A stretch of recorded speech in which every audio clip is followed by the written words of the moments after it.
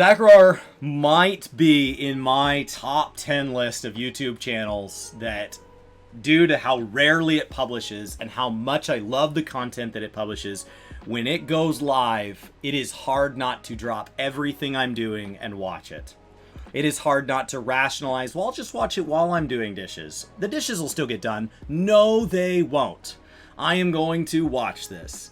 So I have been looking forward to him posting more. He said in a Allcraft, I don't remember if it was in a post show, that he's loving YouTube, and so he's kind of going through this phase, and it's all cyclical, where he's wanting to sit down and make more videos, and my answer is, then do it. Then do it. Go make more videos. Please. We're here. Let's get started. What's up, boys? Today I want to talk to y'all about my first impressions about Final Fantasy XIV. I just got done playing the game for about, I'm really not sure about how many hours.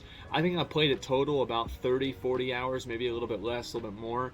And I'm like level 43, almost done with The Realm Reborn. And I wanted to give those real, actual, legitimate first impressions of the game. What I thought was good, what I thought was bad, and everything else in between.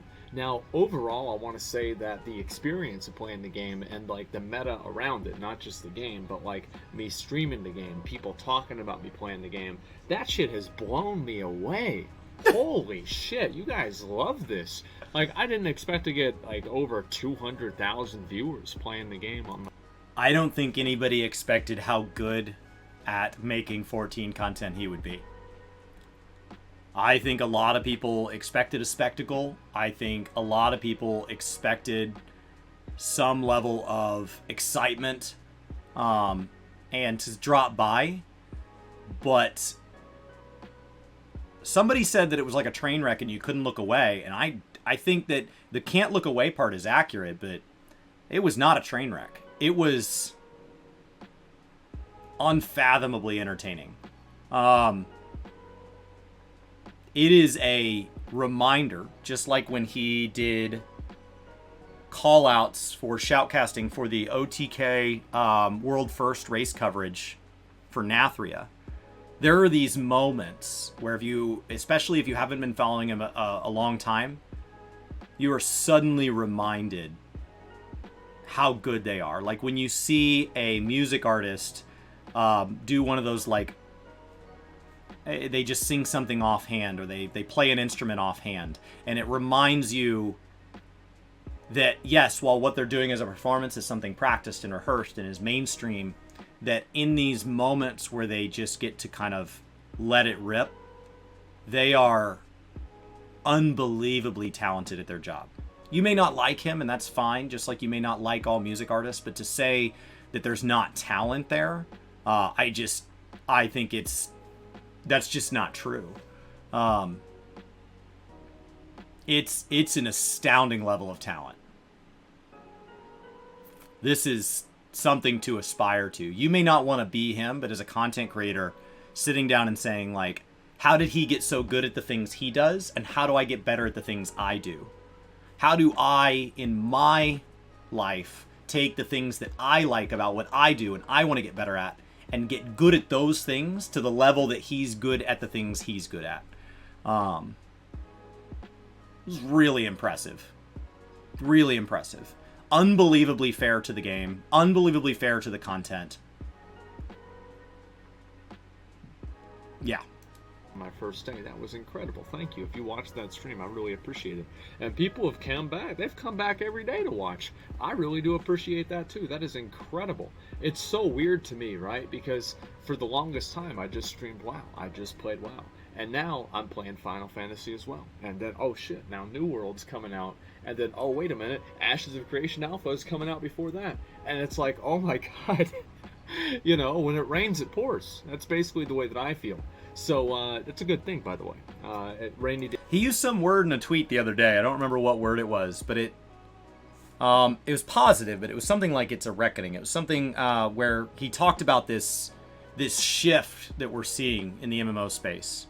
Maybe it was in a stream, but there's some There is something happening. MMOs for a long time have been, they hit this peak and then they stayed there. And because they stayed there and nothing else stayed there, you know, you have things like Fortnite who are not sitting still. Things like Minecraft who are not sitting still. Things like the horror game genre, which over the last 5 years has not been sitting still. And so it's felt like MMOs have been on this decline because what mobile games can do is incredible now. What platforms like the Switch are doing just remind us of innovation within the gaming space. We've had this progression in gaming, and it's felt like MMOs are just like, we're good, we're fine. And as we've seen this leap forward, it's nice to see what they've been working on. It's nice to see there have been people with their noses down, hard at work, and it feels like maybe because COVID kind of pushed a bunch all on top of each other, but we are about to enter this wave of excitement around the MMO space, and not all of them will be here to stay. Some won't land. Doesn't mean we won't learn things from those, and they won't do things that are good, that integrate into the genre as a whole, but it's been incredible to see this genre say, okay, there's things that affect us, and we're ready to put those into action. Day keeps the shower away. So anyway, I want to kind of talk a little bit about the positives and negatives about the game. I think that the worst thing about Final Fantasy XIV is buying the game. And I really mean this. I think that is the genuine worst thing about it. Using their website and trying to figure out you have a Square Enix account, but you don't have a Final Fantasy account. Oh, well, you have to buy this, but if you buy it on Steam, then it's different. Like, what the fuck? Like, just make it simple.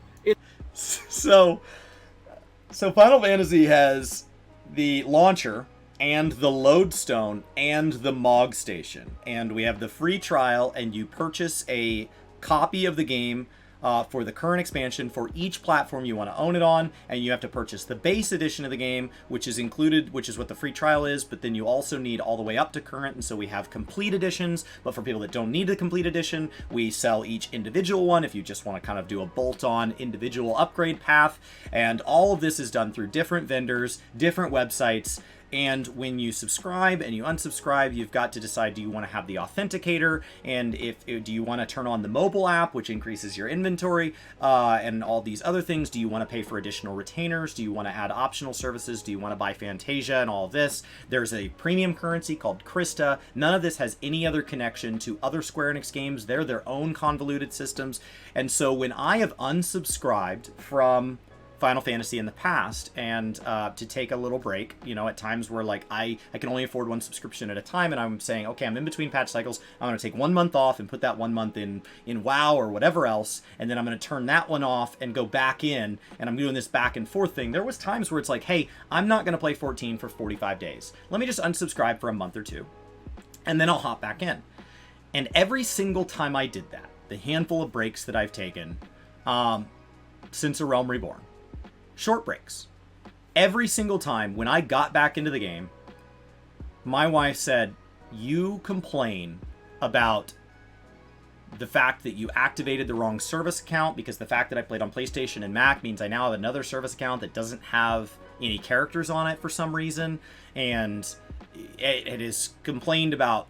Then I went to install the game, and it forgot my settings, even though they're supposed to be saved in the cloud, and it's every single time it has made me complain when I'm playing, because I'm having a blast. But the moment I get off playing, all that frustration just gets. And so for like 3 or 4 days, I'm like, how was your day at work? Because, man, logging into 14 sucked. And she's like, so do I get to say my thing, or was that just polite and we're going to talk about how frustrated you are? And so I can tell you, Zach, I love Final Fantasy XIV.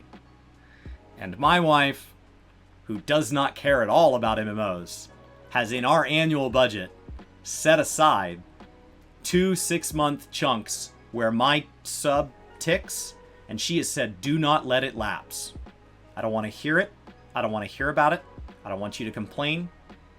We will make our budget have room for 12 months of subscription to 14. You want to take 60 days off? Take 60 days off. Do not unsubscribe. I am tired of hearing you complain. Leave it installed. Leave it subscribed. Pre-order your expansions every single time on whatever platform you want. I have a copy of Shadowbringers for Mac, PC, and PlayStation. Fine. We will deal with it. If we have to drink less at Starbucks or go out to eat less, that's fine. But all you do when you play this game is talk about how much you love it, the time you're having in it. And all you do anytime you take a break is complain about how hard it is to get back in. So don't do it. So I just don't unsubscribe. So maybe that's their plan all along, because if I want to quit WoW, I can just stop. But unsubscribing from 14 comes with a huge cost of getting back in. And I really, like, their customer service is just not... There's a lot this game does well. The customer service is not the top tier, god tier reflection of what the 14 experience can be. I'm glad when people have a positive impact from things like GMs and customer service. They have a hard job. Not every interaction with them is delightful. So when people say, well, Chris, you got your own personal house this year. Aren't you worried now you have to stay subscribed forever? I already stay subscribed forever. The hard part now is I've got to remember that I'm always going to have to log in and visit my house. It's like Blizzard, okay? Like, one thing that they do right is they make it easy to give them money, okay? Yeah. And I would love if Square Enix could at least get their shit together a little bit with that. The only company more frustrating than Square Enix to give money to is Nintendo. They come out with a game, and I cannot figure out how to give them money. Like, I have my credit card out. I'm ready to go. I'm not going to show it on stream. So I got my card. And I'm like, take my money. And they're like, well, like, we're excited to take your money. Yeah, just take it. Because I'll be honest, it took me 2 or 3 hours to try to figure out how to do all that stuff. I had to buy one of the games twice. It was really annoying. And just overall, it's confusing, it's contrived, and it's hard to understand, I think, for many people. And I think that also, especially with so many people coming into the game now because of the state of WoW and just in general people talking about it, and Endwalker coming out in November, there's going to be a lot of people excited to play the game. And what an awful barrier to entry if giving them money is hard to do. So I really think they need to redo their payment system and the way that works, and just make it easier for people to understand. But other than that, there aren't really a whole lot of like really big negatives. I remember the 2.5 second GCD. This is something that I was kind of, I was very skeptical that this would be a problem, because I assumed that whenever you have a GCD that's quite long like that, there are always going to be abilities like interrupts, like stuns, etc., that have to be split-second abilities that you would use in between that. So it's not really like a 2.5 second GCD. It's like every 2.5 seconds you use a main ability, and then you can use filler abilities inside of that, which is effectively the way the game works. And I think that the combat seems fine. The lack of add-ons is definitely odd for me as a WoW player. It's harder for me to get used to that, because as a WoW player, the first thing you do if you're playing a game, it's like, oh, well, I can't play this on your computer because it doesn't have my 15 different add-ons with my 50 different settings and my 30 different weak auras. 15? Who only plays WoW with 15? And my 8 different, like calibrations here. Like, it's very, very complicated. And with Final Fantasy, you're just using the base default UI. And of course, there are a few things you can get that are more advanced, that are apparent. For those of you that do jump platforms, inside the character creation, the character selection screen at the top right, there's a little gear. If you click that gear, you can actually save your character and system preferences to the cloud, so that those of you that do jump platforms, whether you stay on keyboard and mouse, controller across all of them, you can jump and carry that with you at any time. Should you ever need to reinstall, should something ever happen to your computer, you should be in the habit of doing that a minimum of once per expansion. Apparently add-ons, etc. But I haven't really wasted my time doing that because I just don't really find it necessary. Well, anyway, I want to go through each of the different, tenets of the game and talk about what my first impressions of them were. Now, the first thing is the story. And I think the story is actually very interesting in the way that it's told, because I was thinking a lot about this. And what is the difference, and why is it that Final Fantasy, it's easier to tell a story in Final Fantasy, and why does it do that? So there's this tiny little person named Asmongold that has described MMO story as the sprinkles on a cupcake. That you play for the cake. That is the combat. That is the boss fights, the mechanics. and that you stay also for the icing. The icing really fills it out, and that is the character development as a character, as a progression system, not as a narrative system. The ability to upgrade your gear, unlock cool cosmetics, and to continue developing and investing in your character. Not the Warrior of Light, which we all have, your character. The sprinkles are amazing, but you would never go somewhere just for sprinkles. If they say, hey, sorry, we're out of sprinkles, hey, no problem. I still want a cupcake. Hey, we're not going to be putting any cake on this one. It's just going to be icing and sprinkles. Yeah, I'm not really interested in that. So, he has taken this game incredibly thoroughly and incredibly respectfully and has opened himself up to all aspects of the game, including being harassed by the community. So he has opened himself up fully to all aspects of this game, not just the parts that we all thought might be good fits for what he likes. And I think there's an enormous amount of appreciation there in how respectful he's been to the content. And as a result, there is a chance here that story is not something an MMO needs, because like the genre hasn't established it, but it is something that 14 as an isolated thing, not totally isolated. There are other games that do it too. I think Old Republic has been described as a really story-based game, not one I've played. But in general, within the genre, story has been something that is there as that flavor, that depth, that's something that enhances the experience but doesn't drive the experience. And so I play games a lot like he does, and him giving this an honest take from the get-go is something that I've been really interested to see him become so involved in. That because people told me that A Realm Reborn was going to suck. And I'm like, if the questing sucks, there's no way it can be worse than Classic WoW. And I was right. It wasn't that bad. It was completely fine. And I read a few threads about this, and people are talking about, oh. So I think the A Realm Reborn sucks and the 2.5 second global cooldown are meant to be, they come from a place more as a disclaimer. That if somebody comes in and they like them, that's awesome. I have great news. It gets better.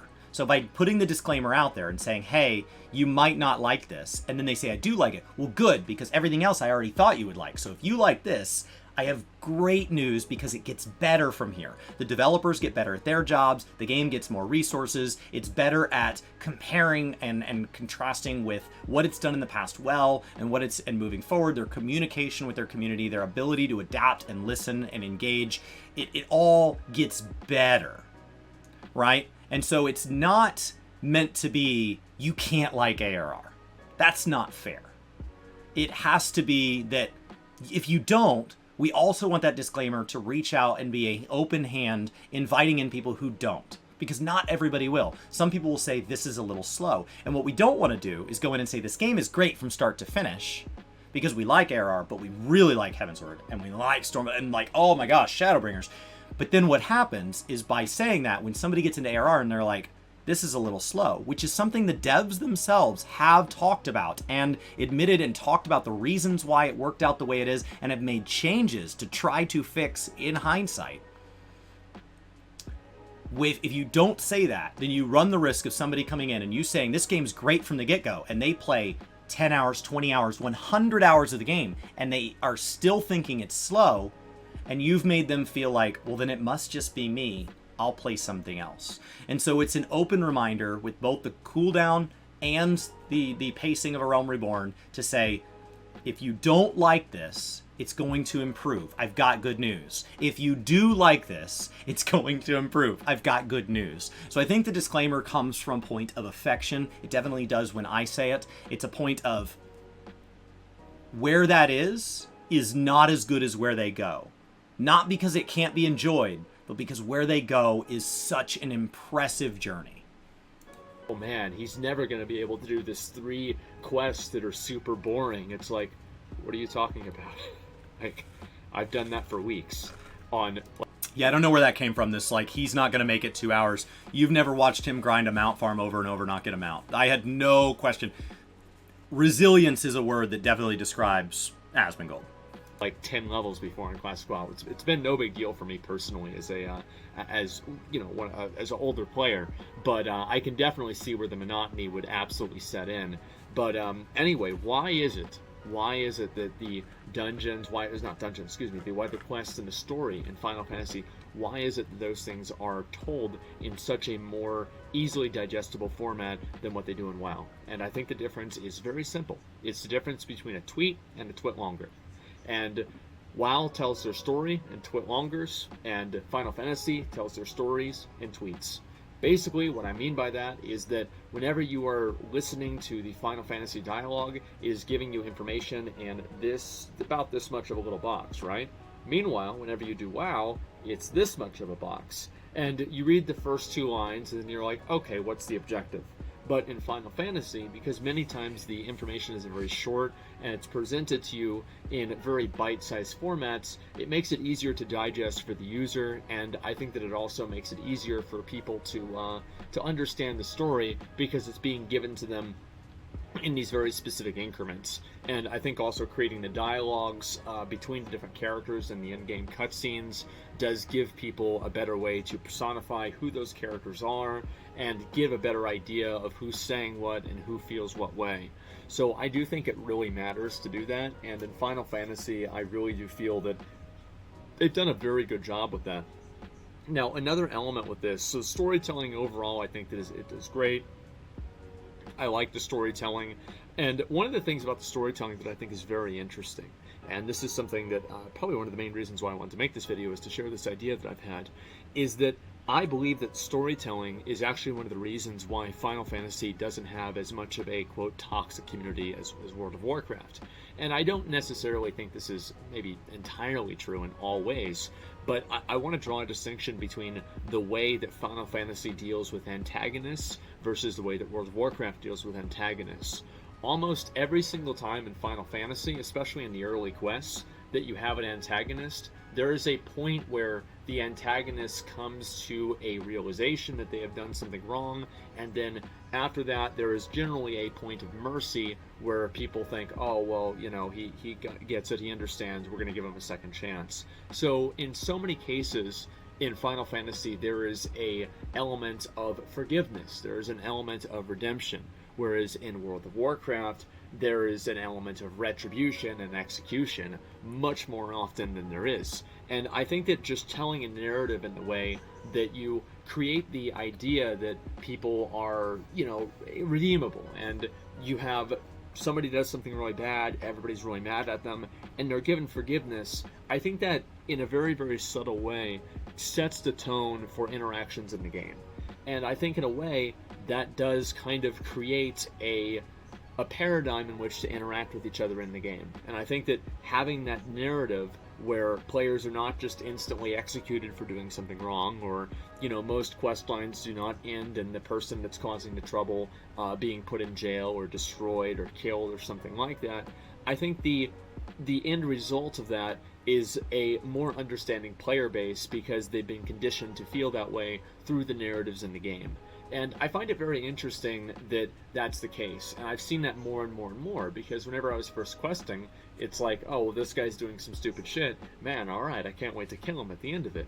And then at the end of it, they just give him a pat on the back and they say, listen, man, we knew you were misunderstood. Hopefully you can get your shit back together. And I'm like, well, wait a minute. I thought we were going to take him to the back of the barn and shoot him. And it doesn't even happen. And I think it's a very subtle, and it's a very removed way of thinking about things, especially whenever you're taking narrative decisions in the story and comparing them to player behavior. But I do think that it does rub off in a very specific way, especially with how important many of the players in Final Fantasy view the story. So it's a pretty sharp contrast. I think he put it really well. In the past, there's been somebody who said, well, there's a lot more murdering in World of Warcraft than Final Fantasy, and that was a take where you go, well, wait a second. It's not that there's not mass devastation and that there's not irredeemable people within 14, but this idea that there's a general trend, this idea that it's a form of communicating with the player base, that it's a form of setting a tone. When you're setting a tone, that doesn't mean it has to line up in all cases, right? It's a general line. And so I think that there's kind of a law of averages there, and that's That is an interesting take as a contrast. It's definitely not that there's not tragic and awful things. He's already far enough. He's well past the point where, in chat you guys mentioned the killing in Copperbell, or in his Sestasha clear, he went into that room where, the girls were. And so there's these moments that are very gross, and they're introduced very early. So it's not that they're not there. I think 14 definitely tackles adult concepts. It's why I think it so easily fosters communities that can tackle adult concepts. And those communities are not always easy to come into. There's plenty of people that can be disrespectful on the internet in general, but there are some really cozy and deep-minded communities within the 14 space that can tackle some very, very tough ideas. And those are in the WoW space too, but they tend to be a lot smaller, at least anecdotally in my time in those communities. And they tend to tackle those as more of asides, as opposed to communities that have had some big and powerful movements. It's one of the reasons that, like, the 14 collab event was hit so hard. I think a lot of the people coming in from WoW are like, what's the big deal? The developer left some people out. Get over it. That's how business works. It's that we've been conditioned by this developer that they're here to listen and they're here to foster these interactions. It's that they're here to welcome people in, and the phrasing and communication around that event did not feel as welcoming as we're used to. And so it was a sharp contrast. People coming in from other games are like, I don't understand. I've been treated poorly by a developer plenty of times. Okay, well, that's not really how things tend to happen in 14. And when they do, they're like, well, why are you being so critical? Because in the past, our experience has been, if there's not something we like in 14, if we don't like that there's a deep dungeon in Shadowbringers, if we don't like the way that the tank changes were done, or if we don't like the changes around a crafting system, or we're struggling with Ishgard Restoration. Ishgard Restoration, when it first launched, was allowed to be engaged with through World Visit System. That's basically an Encourage style event, and you were allowed to effectively shard onto other servers to complete their event for them. You can imagine that would take something away from the server identity, and you would go to log on and your event would have already been completed for you. And that was very frustrating. And they actually hotfixed that almost immediately. The idea that when we critique, the devs say, fair enough, let's have that discussion. It's not about, you don't like me, you're just a hater, I'm gonna ban you. No. The fact that you're willing to have a discussion and an honest and open engage with me probably comes from a place of love and affection. If you really didn't care, you'd just leave.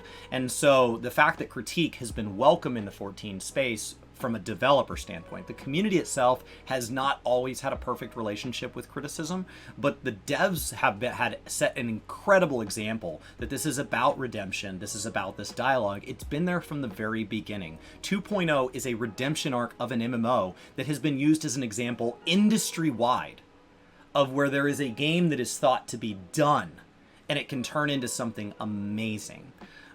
So it's an interesting take that story kind of sets that tone and is like a distilled version of so much about what this game surrounds the story with. So let's go ahead and talk about combat. I actually think combat it's about the same, really. I think WoW has great combat. That's really the truth. I think that it's got really, really well-designed combat. It's extremely responsive. When you hit a button, it does something, and there's no delay at all about it. And I think that even some of the most staunch Blizzard dislikers, let's just say, not haters, just dislikers, some of the most staunch Blizzard dislikers they're going to have to admit that, like, Blizzard and World of Warcraft is an extremely responsive game, unless you have more than 5 players in an area. But other than that, if you're just playing with a few other people, it is extremely responsive. When you hit a button, your character does something immediately. And I think that that is one element of Blizzard quality that has actually stood the test of time. So Final Fantasy, I think, is close to that. It definitely is. But especially with, like, off DCD abilities like interrupts and stuns, I don't think that they have the same responsiveness that World of Warcraft does. But that could also just be me not really understanding it quite as well. I think I'll probably have to give you guys an update on that once I hit level 80. Yeah, in one of his streams this week, he talked about how this is going to be a really fun game to optimize. It's going to be a really fun game to master, to get good at, that he can already tell there's things he's not doing. There's keybinds he doesn't have set quite right. There's skills he doesn't yet understand exactly. And then he knows he's leaving some mechanics on the table, that he's leaving some things that his character is capable of on the table by how he's choosing to play, not by the limitations of the system itself. So I do look forward to him bringing that level of expertise. I think this event has been a great invitation on a mass scale to invite a lot of people in who didn't know that he was this level-headed, that didn't know that he was this insightful, and that he's this good at his job, that did not know that they associate him with the clip they've seen of where he's doing some high meme level stuff around WoW, and they didn't know, like, especially within the Zakarar space, that underneath, like, this is not news. So I have seen people going, 14's really softening Asmongold. As somebody who's watched him for a lot of years, I don't think so. I don't think it's softened him at all. I think that he's always been this respectful. I think that when you look at the very first time he ever reacted to Zepla and his chat started to go off and do what would be expected in a middle school locker room if Zepla's video started playing, and he said, stop it, right then and right there. I think that when he has explained, I was hesitant to play 14 because I don't want, if I end up not liking it, to send this message that people shouldn't like 14, because I don't want, if I do like 14, to say that means that I don't like WoW anymore. Like, it doesn't need to mean that much. You can just like games. He is very, very down to earth. And yes, as an entertainer, as somebody who is putting on a show, he gets a chance to let a side of his personality out that's loud and intense and has a lot of eyebrow movement, but that's not a summary of who he is. And I think that this event is giving him a chance to show sides of himself that his WoW content might keep hidden. Now, in terms of goals in the game, my goals in Final Fantasy, and I think that some people before I started playing the game did not believe this, but my goals in Final Fantasy are to clear ultimate fights. I'm not planning on hitting level 80 and then quitting the game. And I think more and more, the more that I know life, the worst parts of the questing experience, and still somehow manage to enjoy them, the more that some of my more fervent detractors will have to come to the realization that might actually happen. So I'm very excited about that. Honestly, I've been watching some of the fights just on different people's channels, etc., and I am so excited to do the raids. I think they're so cool. And I thought that he would give it at least 2 weeks, and if he didn't like it, he'd move on. He's not going to play somebody he doesn't like. But I didn't think that guaranteed he'd quit. You know, there's games that he's tried, and there's games that he's continually gone back to. I think 14 is a really nice contrast for WoW for him. It runs opposite patch cycles, especially if WoW is not ever going to commit to a consistent patch length. He's not a mythic world first raider. He's not obligated to doing 15 hours a day across 67 characters to maintain perpetual perfection within whatever systems they say you need to do to be prepared to do a raid. He does a lot of WoW content, but he's not obligated to max min to this 0.0001% in the way that he dumps time into his characters. And so he has had time to take breaks from the game or to play other games. And I think in that time, if his goal is to do the hardest stuff within 14, what's really interesting about 14 is minimum item level Savage. This week there was some creators doing 8 tank Savage, things like Ultimate. These are things that don't go away. And the current tier at a given time is only 4 fights. And so for somebody that kind of wants to come in and leave, the game is set up really, really well to allow him to take the parts about WoW he likes, and when WoW doesn't offer enough of those for the level of playtime he can commit, he can say, okay, I did all the WoW stuff as my first priority, but there's still time in the tank. There's still room on that runway. And in that time, I think 14 is a really nice game to consider. He obviously can also consider playing other games. He can consider playing Ashes of Creation when it comes out. He's a big fan of what they're doing and excited for the space, has been very respectful of their development cycle and how that's going. New World, obviously, that's something that he's got a very close eye on. And so I think saying that Final Fantasy XIV deserves to be in that list does not obligate him to playing it all the time. But it also does not obligate him to bail. He can play for what makes it fun, and when he's not having fun, he can take a break. And what's crazy is that that's seen as this like revolutionary idea by some because it's being applied to Asmongold. But even for those so fervent detractors, even for those people that are shocked that them openly harassing somebody in front of 250,000 people got them banned when they should be banned for harassing anybody in game for multiple hours on end. What's shocking about that is that statement, that I can play the game while it's fun and take breaks when it's not, should be applicable to all of us. That's not some amazing streamer privilege thing that Asmongold gets to enjoy. That's like a fundamental thing that he's latching onto that is something the 14 community claims to appreciate about itself. So a lot of this is really insightful and is amazingly in line with what the 14 community is claiming as the values of this game. So for anybody that doesn't like him, that's fine. But for anybody that feels he's doing this game wrong, so far everything he's describing, if there is a right way to play an MMO, which is any way that you're not hurting someone else, he's actually pretty on meta here. And it's the thing is with me and WoW is like I used to really love to raid, and the worst part about raiding for me is the other people, right? Like I love doing the fights, but whenever I've got Billy the dipshit who just keeps standing in the fire, and I'm spending 3 hours of my day, 3 days a week, waiting on Billy to figure out that the fire's hot, I'm not necessarily having a good time. So that's been a big problem that I've had with WoW raiding. And Final Fantasy, you have less people in Ultimates. I think it's 8 people instead of 20 in Mythics. So hopefully we can be a little bit more specific in who we're going to invite in and who we're going to let in. And I Bad news, Billy. really am actually looking forward to progressing through the Mythic system, or not Mythic, the Ultimate and Savage and I think Extreme systems for some of the older fights in Final Fantasy. Like this is something that I'm genuinely excited about and genuinely looking forward to. And it's not even really about the armor. Like the armor is cool, and don't get me wrong. Like we're definitely going to be talking about the armor a little bit here, but it's mostly just about being able to do the fights. I feel like many of the fights in Final Fantasy have not really challenged me, I feel like, as a player, and so I'm really waiting to get to that point where I'm like, fuck, okay, this is actually hard. And I think that if he wasn't having so much fun with the narrative, my natural tendency would be to encourage him to try doing blind first clears of dungeons as minimum item level. Things like his Stone Vigil clear.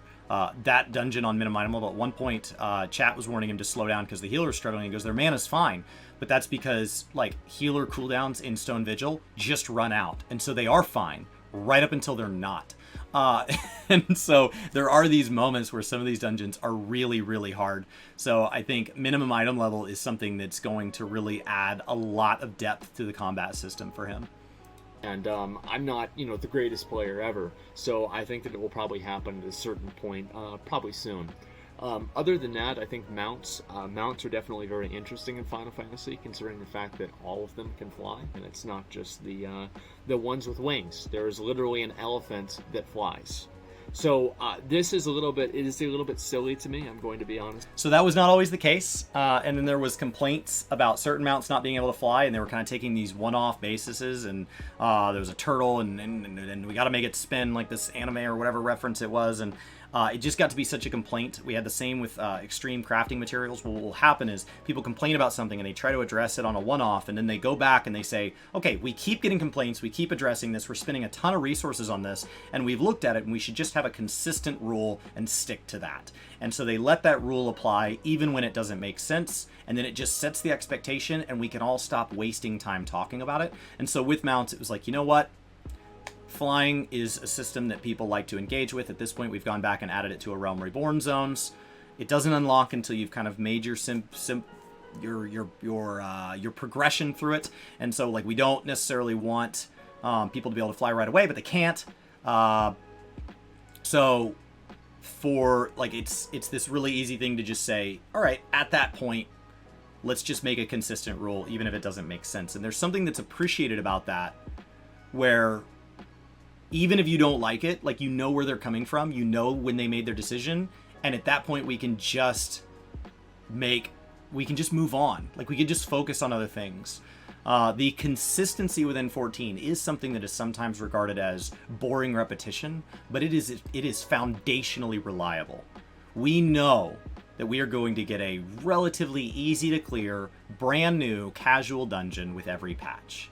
We know that every time we get a trial, we're going to get an extreme. Every time we get 4 raids, we're going to get 4 savages. We know exactly what we're going to get at a foundational level within every single patch of the 5 patches within a cycle. Endwalker's going to be a little weird for a couple reasons. And then the things that are different than that is what we can focus on. Okay, you're saying the relic system's different. You added this Ishgard restoration. Let's talk about those things. Let's talk about the things that stand out, because you didn't tear the whole game down and rip it apart. You kept this simplistic, basic thing as our foundation, where we can all agree this is what Final Fantasy XIV is, and then we can talk about the flavor, and we can spend our time actually communicating on things that matter. So all mounts fly is just a tone, as his own words have said. It's just something that reflects the way 14 devs have handled all problems. If a problem keeps coming up over and over and over, come up with one logical solution that won't be perfect. There will be metaphorical elephants flying moments about it. And let's just let it be. And it doesn't have to be 100% of all players. It never will be. Let's just get it to 80, 90, 95% satisfaction, and let's focus on something that's a better use of our time. With you, it is a little bit silly to me, but it's one of those things you don't really think about a whole lot. I don't really give a shit that much. It was something that I thought would be more annoying than it was, and the reason why I think it's not that annoying is Final Fantasy is like, it's basically the highest form of fantasy fiction that there is. So you have like these giant airships, these giant monsters with metallic metal swords that are coming out, and they're like katanas, and there's fire coming off of them. And then you see an elephant flying around, and it's like, yeah, of course the elephant's flying. It's not that big of a deal. So in the scope of Final Fantasy, elephants literally flying, pigs flying, is actually not that crazy at all. So I'm really worried about that too much. Then in terms of the community has been, you guys know, community experiences in Final Fantasy have been very colorful. And there has been a lot of people that have been a little bit annoying, but shout out to Square Enix. They've actually done a good job at trying to at least try to give me as much of a normal experience as possible. There were a number of people trying to grief me and just stream snipe me and just generally be annoying as possible, like try to get on the screen and cover up as much of my screen as possible so I couldn't see anything. And they did do a good job. The GMs did a great job at kind of taking care of those people and putting them in timeout, which is something that I was very, very glad about, and something that, in my opinion, should happen in all games. And either way... Yes, this was not streamer privilege at work. This was not they're treating Asmongold differently. Any player that is being harassed can get somebody banned. Anybody. Now, what is unique is the number of people that chose to harass Asmongold, so the number of bans scaled appropriately. And when somebody reports you, they have to look into it. But when you do it on stream, with 250,000 people watching, what did you expect to happen? Like, you didn't find some unsuspecting new player in a back alley and harass them where no one was around. And now it's their word against yours, and the GMs have to pull up the logs, and it's a whole thing, and typically they side with the harassee, but we don't want to just make it an open blank check. No. You made this abundantly clear that harassment was the objective. There were tweets that went out that said people were going to go out of their way to make him have a worse experience. What did you expect? Community has been, I think, completely fine. I think Final Fantasy definitely it's hit the mark of being that place that you can log in and hang out in. And I think that's one thing that a lot of the more casual MMORPG players definitely feel at home with, because they can log in, hang out with their friends, maybe do a quest, maybe do a dungeon or something like that, and there's not as much of high stakes with it. And I think that high stakes is another element. This is probably the last thing that I want to talk about with the Final Fantasy First Impressions, is high stakes is definitely it's a spectrum. And so let's talk about really, really, really high stakes. Let's talk about Classic WoW with full world buffs. If you wipe the raid in Classic WoW with full world buffs, people are fucking pissed. They are furious because they've spent hours preparing for this, and especially before the Chrono Boon Displacer. This is actually where I think most of the toxicity in WoW comes from versus 14, is exactly this. So friction, frustration, disappointment comes from the gap between your expectations and reality. And so when you have a system like full world buff raids or like Mythic Plus, where there's a key that's up for grabs as far as kind of being ruined for somebody, where a single player can alter the reality of everybody, and that people came in with expectations of, I've cleared this a million times, I'm going to get a one-shot clear. And some of these systems where they're putting you in with random people, they're saying there are people who are like, I'm just here to try to get a clear, and they're like, no, I'm here to knock this out because I've got 67 other alts that have to do this today. You're letting the expectation gap just get larger and larger and larger between the lowest set of expectations and the highest set of expectations. And so you get to a point where the gap is so large that there is no version of reality where everybody's going to be happy. Your one guarantee is that somebody's going to be upset. So when you have systems like dungeons that we make them all relatively easy, and we put a sprout symbol next to people, and you get a bonus for running with people that are new, and it's all meant to be very approachable. You set the expectations all way down here to the point where somebody who's truly high-end, bleeding edge, whatever, may say, I don't even like running those. Then don't. And you can get to your goals just the same. It's not the only way to get your tomestones. You don't have to run your leveling roulette. You don't. You don't have to run your MSQ roulette. You don't. There are other ways to get to your goals where you're not put in these situations, which helps avoid putting those players in with people who are trying to play more casually. And so you avoid these moments where the expectations are really far apart. And so a lot of frustration in the 14 community has been out of this hypothesis that these people in WoW are these more toxic humans, that they're these people that live their whole lives acting this way, filled with frustration and hate and rage based on a clip they saw one time, or a forum post, or an interaction they had the one time they tried. And so you've got that moment, right? And you're judging an entire community as a monolith of that moment. And that's not actually the case. When you bring those very same players into 14, the exact same people, they're not put in those situations where the choice is to yell at somebody or waste 2 hours of your life and lose your buffs or lose your key or whatever. It's so frustrating when you lose so much that you've been building to, or when it wastes time and you're like, no, I still have to do my dailies today, and I have to get through my Torghast, and I haven't even done the Maw this week at all, and just at some point I was hoping to level my alt to get their renown up because like I want to progress through this other covenant, and you're wasting my time, and the game has made all these things mandatory, and I don't have time for you. 14 doesn't do that. If you don't have time for one of the systems, don't do it. They had to log off all week to make sure that they didn't lose these buffs so they could do the raid the following Tuesday. And then finally they get to the raid and somebody fucks it up and they lose all of their work that they've been looking forward to for the entire week. So you have that much loss and you can lose that much, and you get massive toxicity. You have people that get really, really angry about that because they lose so much through wiping. And also, I think a little bit of a lesser extent here, let's talk about Mythic Plus. Why is Mythic Plus a little bit more toxic than, let's say, Dungeons in Final Fantasy? It's very simple, because if you fuck up a dungeon in Final Fantasy, you just get somebody else in the group and it's not a big deal. But if you fuck up a Mythic Plus, you lose your key and it gets depleted. So the element of scarcity, the element of law...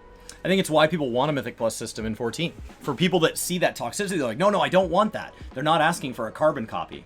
They're saying, here's a game that handles this better. I'd love to see their take on this. Look at the differences in Palace of the Dead and Heaven on High and Torghast.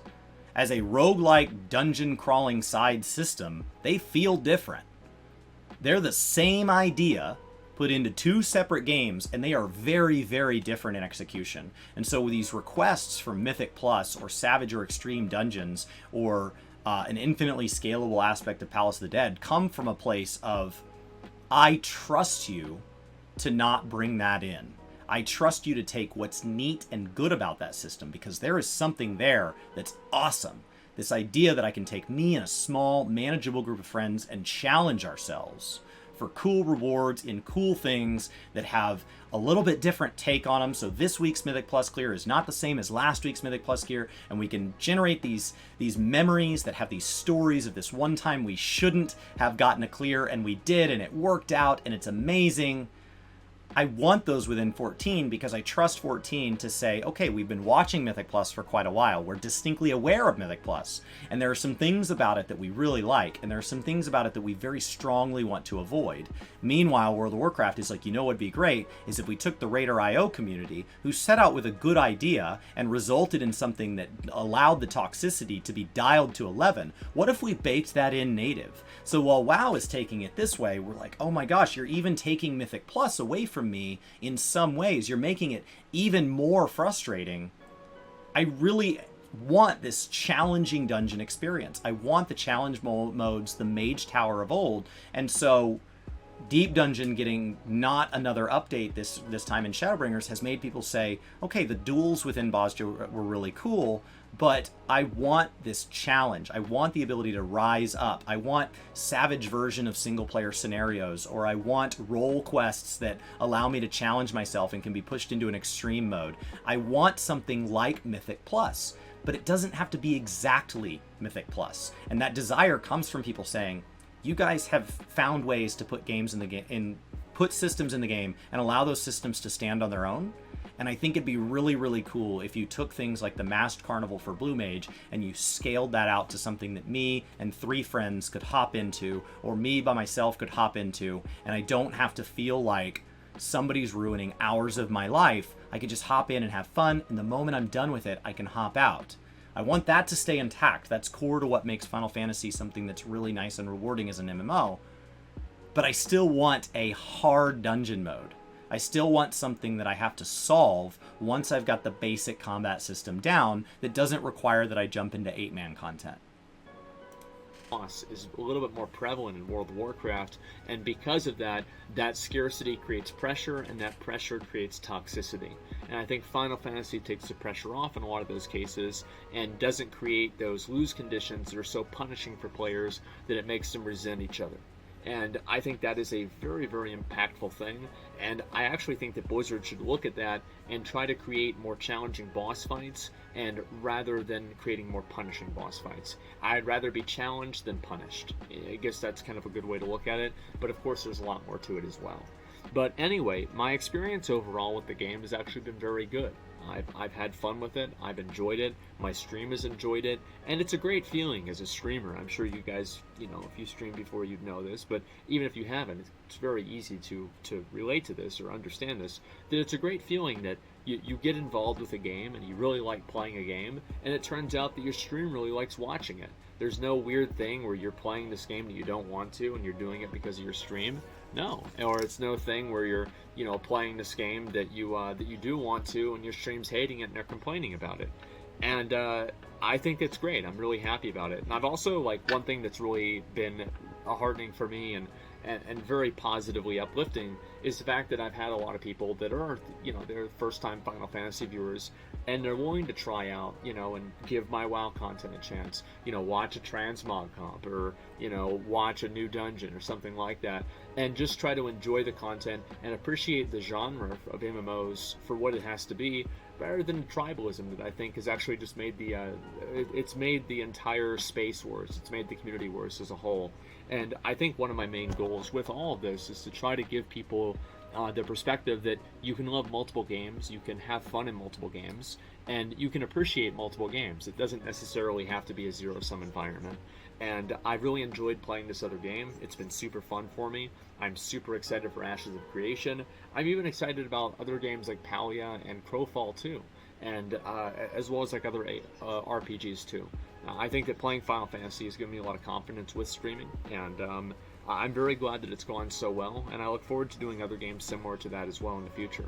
So I want to say thank you guys, everybody who's been so supportive and everything. I've really enjoyed playing the game, and also I look forward to continuing playing as well. And so overall, it's been a pretty fun experience. It's been more fun than I had expected, and I've actually just enjoyed myself. It's really just that simple. So anyway, guys, that's pretty much all I've got. I think we owe Asmongold a thank you as well. Given the opportunity he's been given came from a result of being in a position where he had earned the opportunity to be here. And so he has worked very hard to be here. There's a mix of luck. There's a mix of hard work and preparedness meeting an incredible opportunity and him seizing it. But he's also done amazing things with it. He raised an incredible amount of money for charity recently, and one of the goals for charity was, if I hit $300,000 raised, I'll release the date that I play Final Fantasy XIV. He was going to play anyway, but hyping that event, turning this into a spectacle, when he himself talked about how hard that's made it on him and how it's unfair that one person has this much pressure on him, but to say, okay, but even with that, that's happening regardless. But I can turn this into something that improves the space. I can turn this into something that improves the genre. I can reach out, I can take this, and Allcraft is raising to new levels. It was already, OTK has had an incredible production quality, but taking Allcraft and having on the Ashes of Creation team to talk to them about that, having Zeppla on, having these things that are traditionally associated with one mindset and using them as a platform to spread this, using this as a thing to grow positive parts of the community and put us in a good direction, is something he didn't have to do. He did not have to do. And but he did it anyway, and I think that it's something that I'm incredibly thankful for. And a lot of times somebody is selected as a role model whether or not they wanted to be, simply by success over here has put you in the position to be the largest, so now you're responsible for all these other things even though you didn't sign up for that. And to rise to the occasion is something that he did not have to do, and I really appreciate that he has. Thank you very much for watching. I'm curious to hear what your thoughts are on about it. I know a lot of people have talked to me about it already, but I wanted to make a video and just kind of share a little bit more of a expanded view of how I felt about the game. So anyway, guys, overall, TLDR, game good. Thank you all very much for watching. Really appreciate it. I'll see you in the next one. Peace. Oh, TLDR. Asmongold playing 14, good. Thank you. It's been really nice to see so many new faces. This video is about Zach, but it's been really nice to see so many new faces, to see people enjoying the game. If I want to have a discussion about something they've said, if I want to disagree with something they've said, if I want to debate something they've said, that does not take away from that.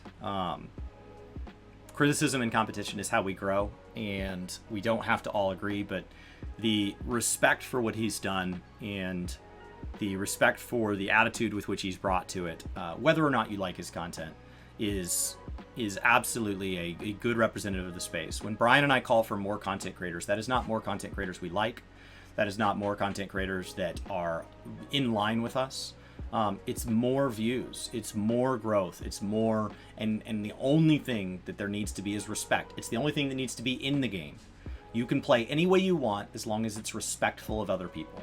As long as you're not hurting someone else, any way you play is fine. If you only want to play Final Fantasy XIV for crafting or for cosmetics, that's fine. If you only want to play for story, that's fine. If you only want to play for Savage and Ultimate Raids, that's fine. There is no wrong way to play as long as you're being respectful. We can have a healthy level of criticism and discussion and debate, and we can see the space grow and mature. We can be frustrated with the state of a game or with an individual moment and still have respect. Asmongold has grown a lot over his career in pretty much every sense of the word, and to see where he's at is really exciting, because we don't get to choose who leads our industry. They don't get to choose either. But as he leads the MMO RPG content creation space in many ways, to put him up there with the other people that I've named as leaders and role models in the past, it's a good addition to the list if he wasn't already on your list. It's frustrating when somebody, and we've seen this before, when somebody that's in that position through their own unfortunate things damages all of us. But the flip side of that coin is it's really amazing when somebody does a good job with it. So I think I'm done crushing over the Asmongold 14 experience long enough. I think that I really appreciate that he makes all of the content he does, whether that be World of Warcraft, Final Fantasy, Ashes of Creation, or just watching YouTube videos. It's all about gaming, kinda.